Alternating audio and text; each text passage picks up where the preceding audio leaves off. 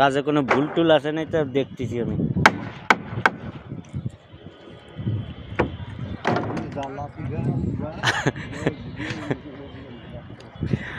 এই আমি কিন্তু ইউটিউবার, কথাবার্তা সাবধানে, আমার সাথে কথাবার্তা সাবধানে বলবা।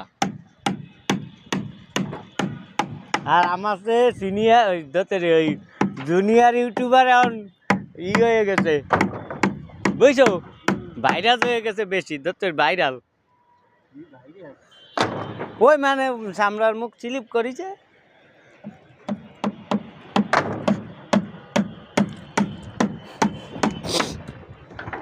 এইটা কি এই শেষ?